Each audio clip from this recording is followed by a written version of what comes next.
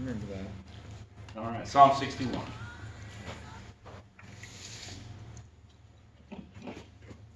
Again, David has found himself, again, you can see the relation to 2 Samuel 8 as well, here as well. So we know that this was written after David had become king. It's interesting to me that David writes some of his psalms, a lot of his psalms, after already being a king. Just because he made king doesn't mean he stopped writing songs.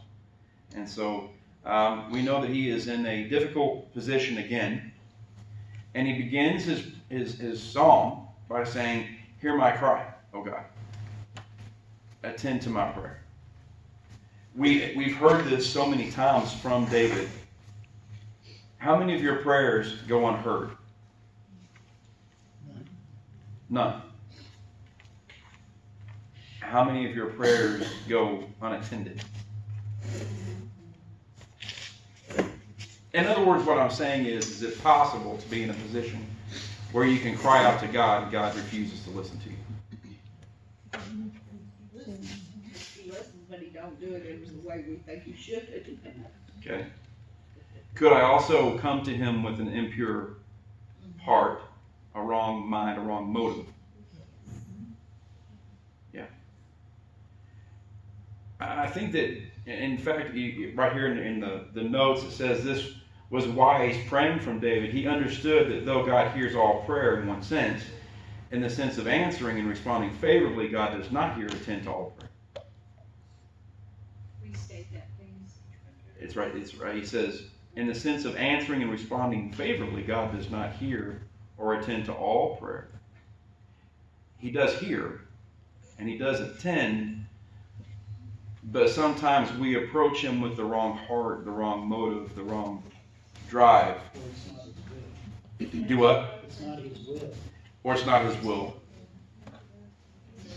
Here, David says, "Hear my cry, attend to my prayer, listen to what I have to say, please, God. I need your attention. I need you to listen to this." And so it's a wise prayer that is almost. Anybody do a lot of emailing for your job or anything like that? Have you ever had that person that everything's marked high importance? So that now nothing is important? High importance. This is, in my opinion, though, David is saying, my cry right now is of high importance to me. This one comes with an exclamation point on my email. I need you to really read this one, open it, and take the time to look at this one. Hear my cry. More than a prayer, hear my cry. Oh God, attend to my prayer. From the end of the earth, I will cry to you. Now, the author of the paper, David Guzik, he said that it doesn't look like David did a whole lot of exploration outside of Israel proper, but the concept of faraway places, David understood. It won't be until Alexander the Great that we see the world as conquered. And so David understood these things, but what I think David is saying is, even if I were completely removed from Jerusalem, from the very farthest stretches on the earth, I would still cry to you. That you are not just my God, God of Israel. Because I think that for David, he lived in a world where there were many, many gods. If you really consider from a lot of our perspectives here in 2022, how many gods proper, do we live amongst? Now, truly only one, we know that. But even in the Islamic faith, there's Allah. Other than that, isn't that pretty much it? I mean, we've made ourselves into gods, really. Humanity has become a god. But imagine if just over in, let's pick on, anybody here from Missouri? Can we pick on Missouri today? You know, I talked to when I was working, I knew a woman from China, and we were I don't know how we got onto religion, but she said, well, you guys have one God, we have lots of them. Sure. And they have, I don't know what they are. Well, in the Hindu I faith, know the moon is the one. in the Hindu faith, over 1 million gods. For the most part, though, we don't deal with a lot of cultures and a lot of different gods, especially here. But imagine, especially geographically, imagine if in Missouri everybody served this other god and his name was blah. And over in Tennessee, everybody there served multiple gods. You see, we look sometimes at our world and we go, how horrible things must be, but they weren't great in David's time either. We look at the world and the situations today and we go, oh, it's horrible, it's bad, God. Listen, brace yourself, it's going to get worse. But as it gets worse, God becomes stronger. And so he says, from the very end of the earth, far removed from Israel, far removed from Jerusalem. See, it's easy to worship you here because you're our God. But even there, I will worship you.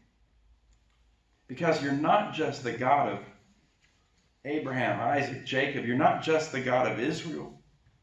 You're not just my God. Whether they like it or not, you're also their God. And so from the end of the earth, I will cry to you. Because who else could I cry to? You're my God. When my heart is overwhelmed, lead me to the rock that is higher than I. Doesn't that just make you want to underline that? How many times have you heard the phrase, well, you know the Bible says God won't put on you more than you can bear. You ever heard that? That's not even in the Bible. No, it's not. He will tempt you. If that were possible, you're telling me David was overwhelmed? Overwhelmed. That sounds like more than you can bear. Right?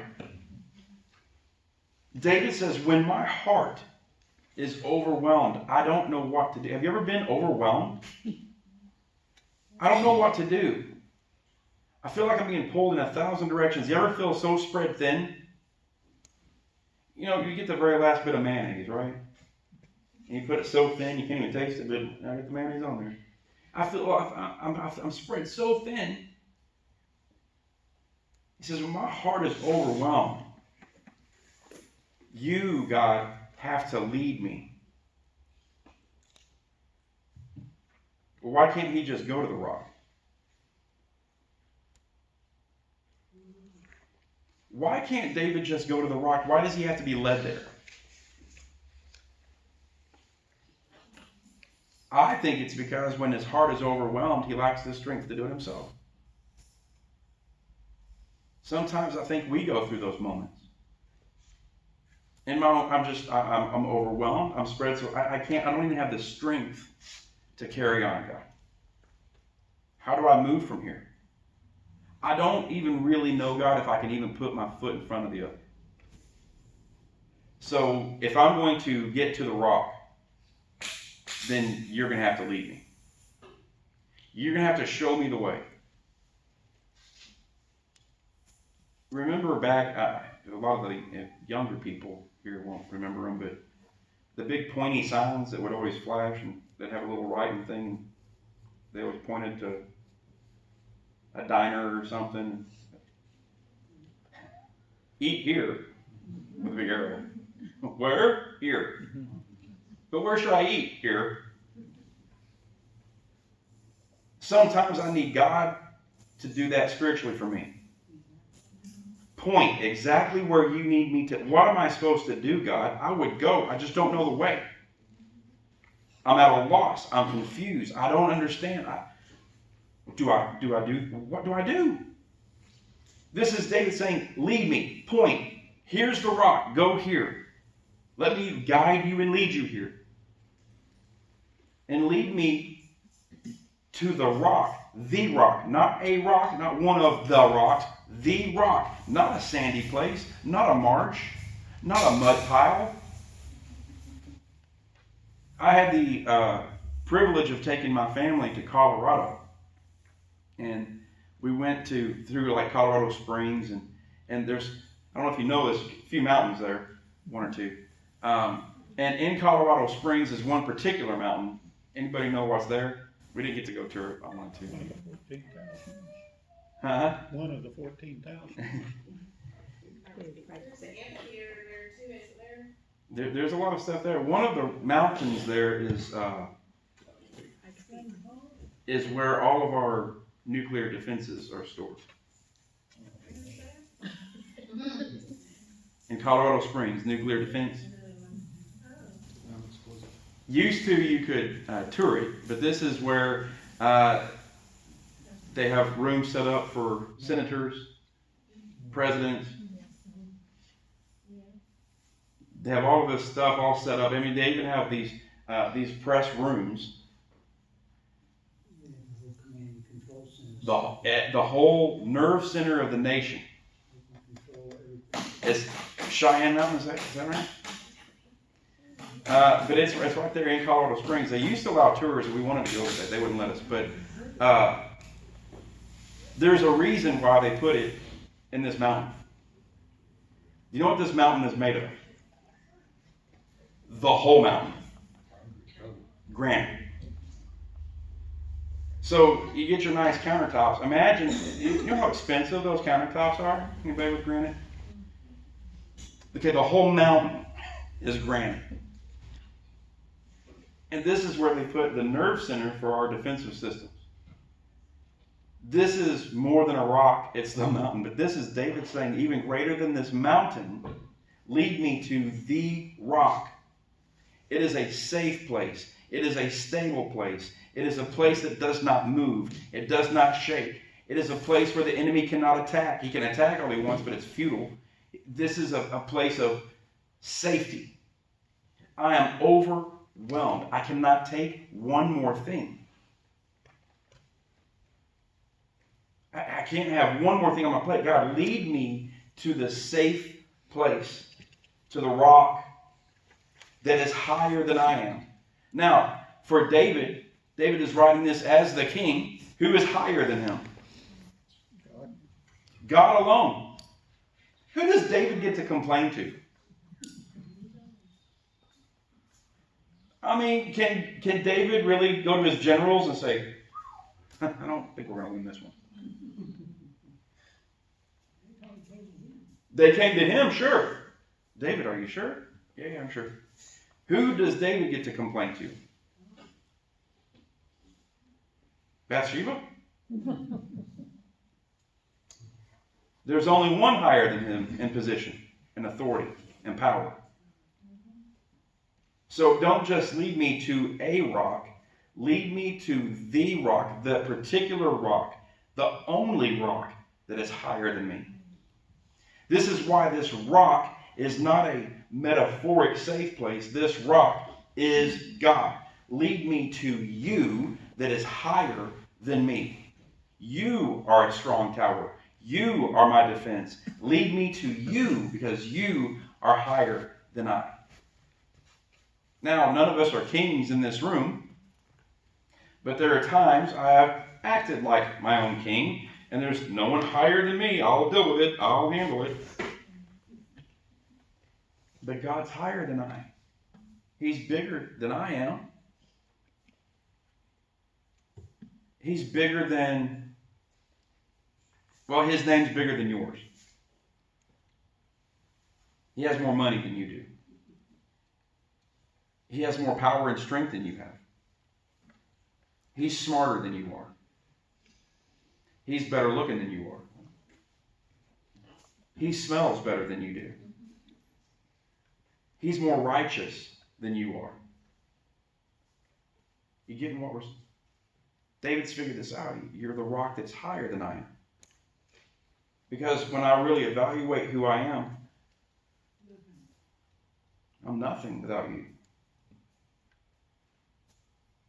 For you Verse 3 says, you have been a shelter for me, a strong tower from the enemy. I will abide in your tabernacle forever. I will trust in the shelter of your wings, Selah. We've seen this shelter of wings. We've seen it fairly recently, haven't we?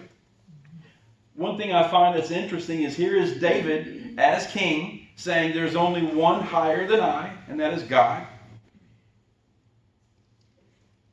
And where do kings live? In houses. What would we call those houses that kings live in? A palace. But David says, I will abide in my palace forever. He said, I will abide in your temple forever. Is that what it said? Tent. Now, listen, I like camping. Anybody like camping? I enjoy it. Now that we're older, we go glamping more than camping. Yeah. But especially if you have kids, doesn't camping get old pretty quick?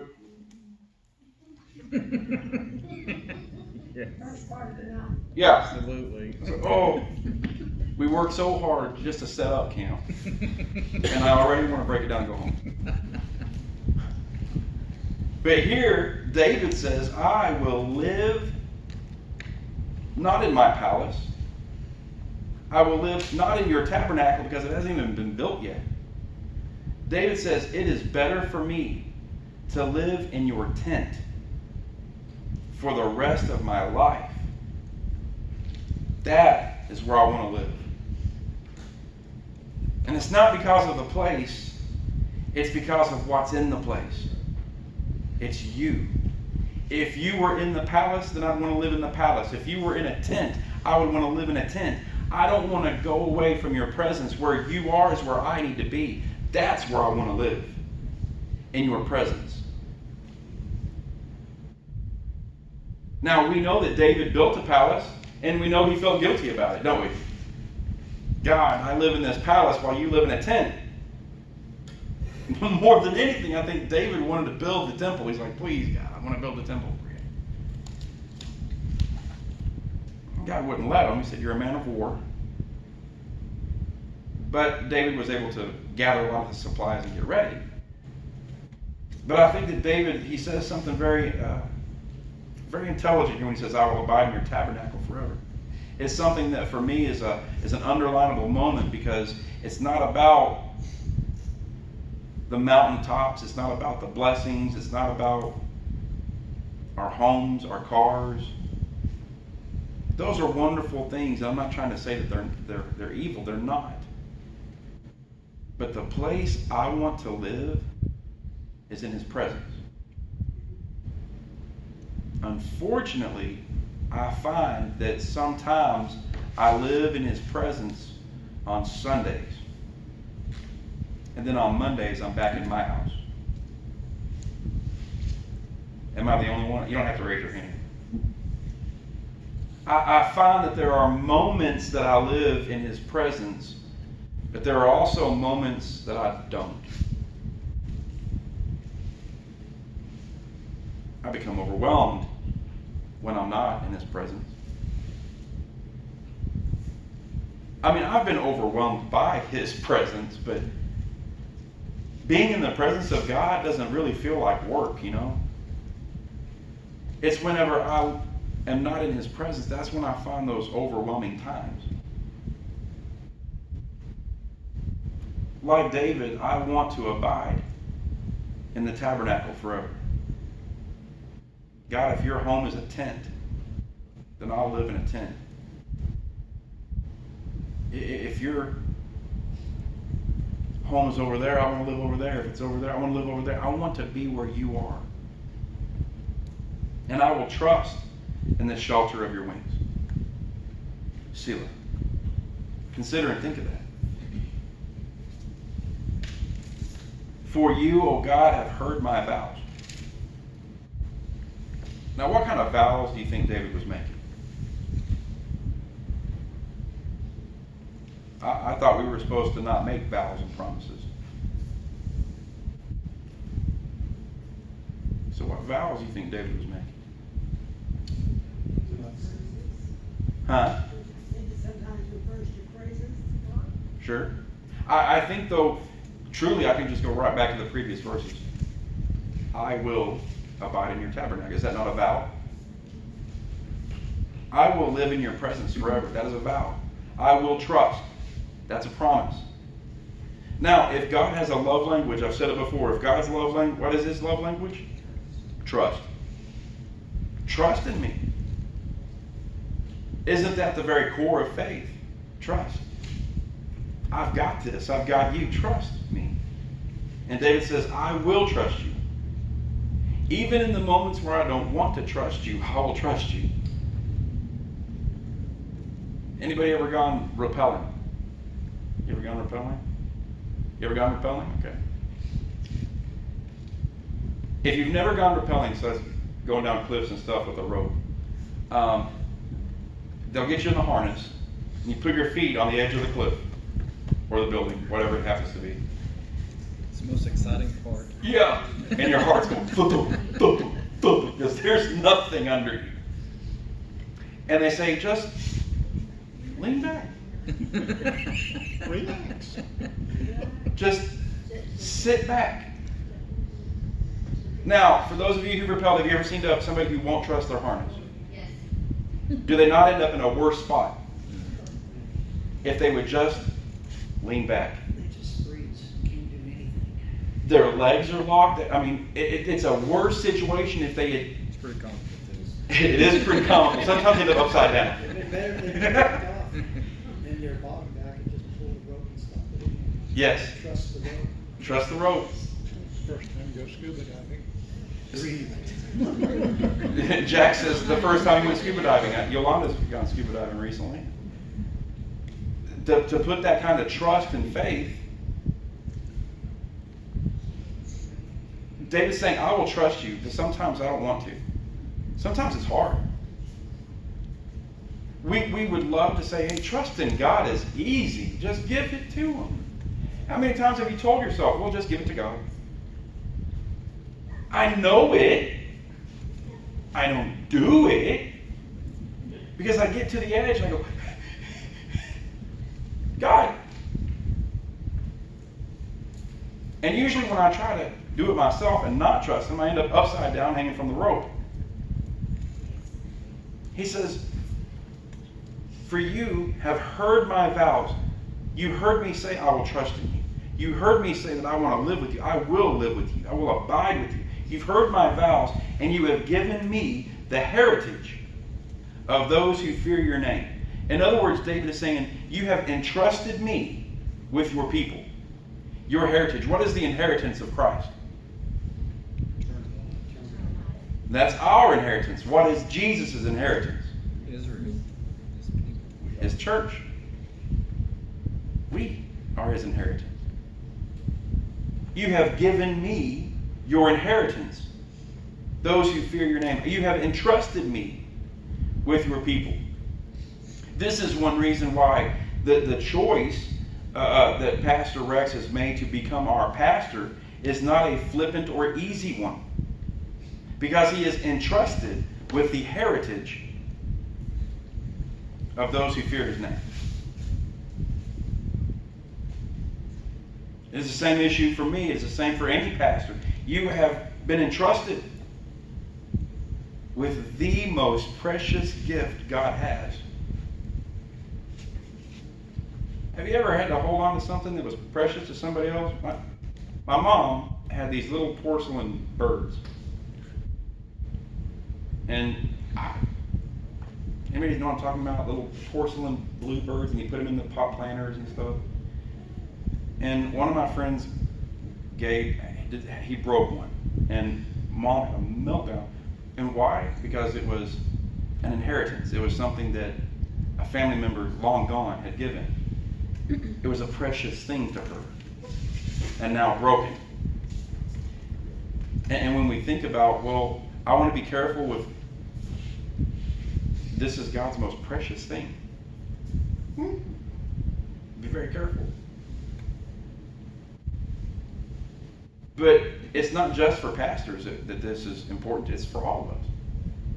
Should I not be very careful, very loving, very intentional with how I treat Beverly, how I speak to Faye? Why? Because this is God's most favorite possession. Everyone in this room is. You're his inheritance. And he says, you have given me the heritage. You've entrusted me. You will prolong the king's life. David says, you will grant me long life. And does that happen for David? In fact, he gets so old, he's like, I got these chills and I can't get warm, right? So they get him a new wife. Weird. But at any rate, he does get long life. Now you would think for David, a man made for war, a man who's experienced more death than any king before him, that long life would not be something in his cards. And yet it was for David. And I think that for David writing this, he is looking, he goes, you have entrusted me with the heritage of those who fear your name. You will prolong the king's life, speaking prophetically about his own life. His years as many generations. How many generations of David will sit on the throne? Well, all the way to the end of time. So forever. And he shall abide before God forever. I think that for David, he is looking at the very, very short reign of Saul. Saul did not have a prolonged life. He died in battle. And I think a lot of it was because he didn't abide in the tabernacle. He didn't put his trust in the shelter of God's wings. He didn't realize the heritage that he had was God's inheritance. He said, oh, prepare mercy and truth, which may preserve him. Now, I think that in a lot of ways this speaks prophetically of Christ as well. He will live forever before God. Prepare mercy and truth, which may preserve him. And he ends, he says, so I will sing praise unto your name forever, that I may daily perform my vows. And what were those vows? Well, I will live in your presence forever.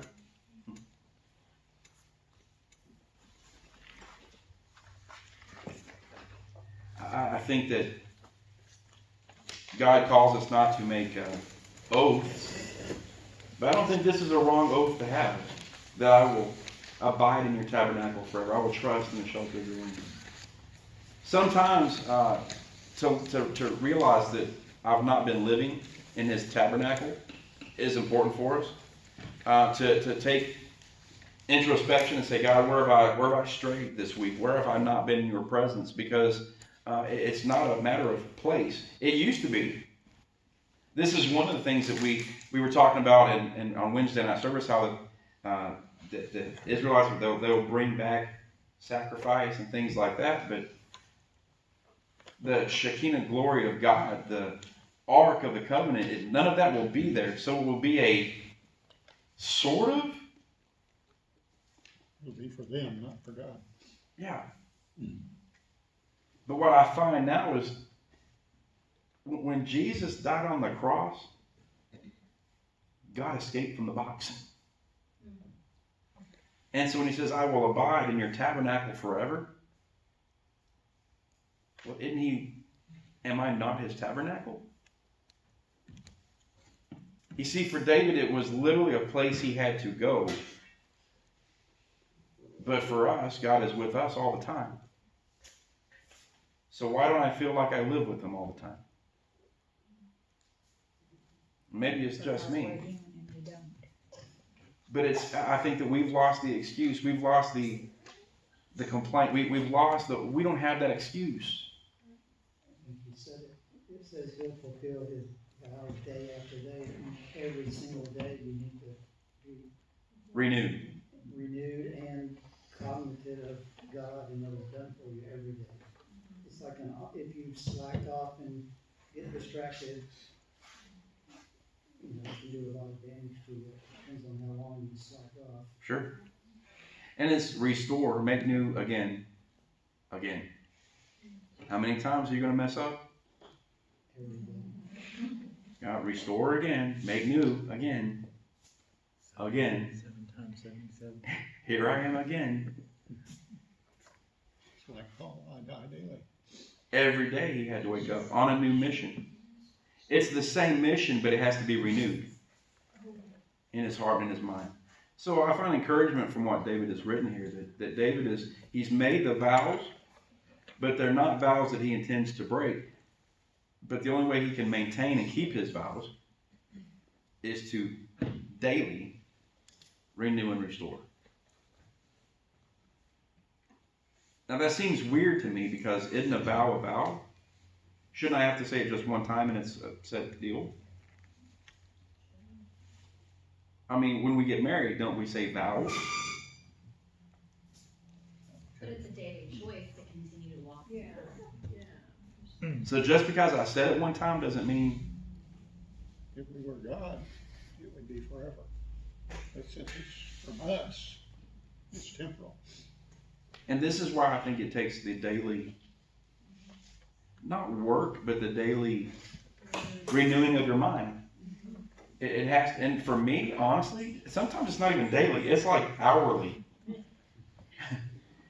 I mean, in the middle of the same prayer, okay, God, forgive me for even that. Okay. My mind wandered for a minute.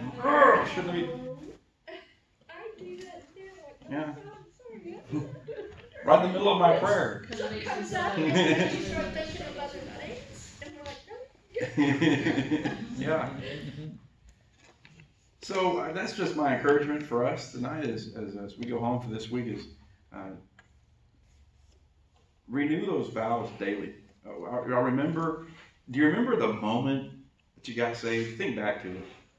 Think back to the very moment. Are you thinking of it? Do you remember it? What it felt like? Maybe, just raise it. How many of you did it in a church? Okay. How many were outside the church? About half and half. Hospital. Bathtubs, closets. Yeah, you can get saved anywhere. But I remember, and here's the thing: is where we got saved. We've all got different stories, but I think we all share one thing in common. I remember how I felt right before, and I remember how I felt after.